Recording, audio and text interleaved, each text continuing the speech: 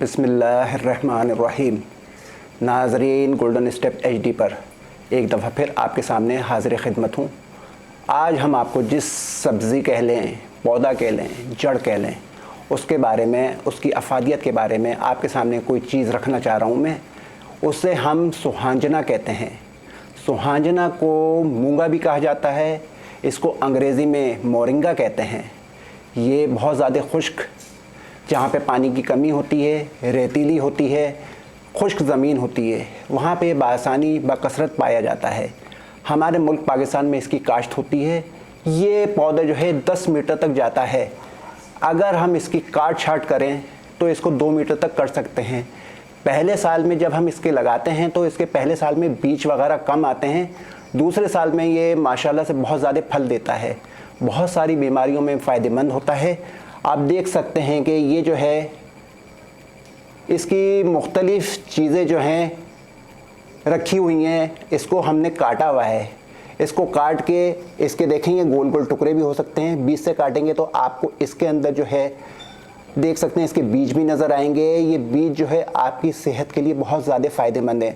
और अगर इसको हम जो है पूरी की पूरी पक्की एक शेप में रखेंगे तो ये देखें, ये इस तरह से आपको नज़र आता है। ये पूरा होता है, ये इस शेप में जो है आपको दरख्त पे नज़र आएगा। इसको तोड़ लिया जाता है। इसके मैंने आपको दिखाया था कि छोटे छोटे टुकड़े किए जाते हैं।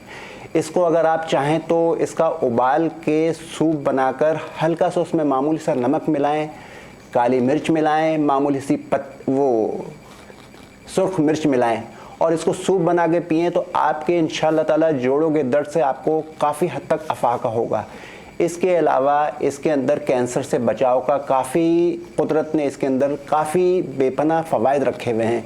इसके अलावा ये आपके मैदे में जो वरम आ जाता है, मैदे में सूजन आ जाती है, मैदे के अंदर जो आपको प्रॉब्लम होती है, उस मैदे के वरम को, उसकी सूजन को काफ़ी हद तक कम करता है। इसके अलावा बहुत से लोगों में जिगर के अमराज काफ़ी हद तक पाए जाते हैं। आजकल जो है इस ज़माने में जो है हेपेटाइटिस A, B, C काफ़ी हद तक फैला हुआ है, क्योंकि आपको साफ़ पानी नहीं मिलता है।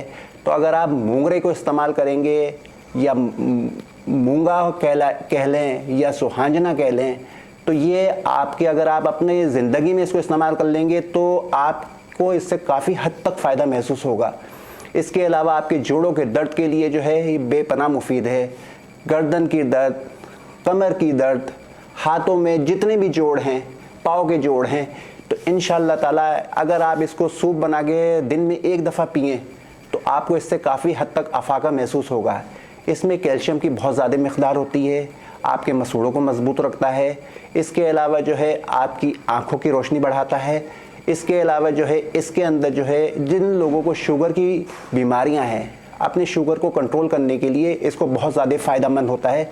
अगर आप इसका सूप बना के पिएँ, बहुत से लोग इसको सूप बनाना आसान समझते हैं, बहुत से लोग इसको सालन में इस्तेमाल कर सकते हैं। सालन में बनाएंगे तो आपको जो है ये गोश्त का बेहतरीन नमूल बदल होता है।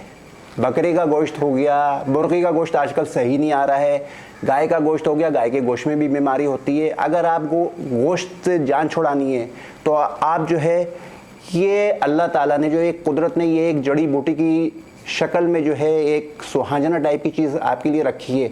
इंशाअल्लाह ताला अगर आप इसको एक हफ़्ते में 2 दफ़ा इस्तेमाल कर लें, 3 दफ़ा इस्तेमाल कर लें तो आपको इंशाअल्लाह ताला इससे बेपनाह फ़ायदे महसूस होंगे। आपकी ज़िंदगी में आसानी होगी और आप काफ़ी तरह की बीमारियों से बच सकेंगे। इंशाअल्लाह ताला आपको मेरी ये वीडियो पसंद आएगी। अगर आपको मेरी ये वीडियो पसंद आए तो आप मेरे चैनल गोल्डन स्टेप HD को लाइक कीजिए, सब्सक्राइब कीजिए और हो सके तो अपने कमेंट ज़रूर कीजिए। इंशाअल्लाह ताला आपको इससे भी बेहतर और अच्छी मुफीद मालूमात आपको अगले किसी और वक्त में दूंगा। अपना ख्याल रखिएगा, SOPs का ख्याल रखिएगा। अल्लाह हाफिज़।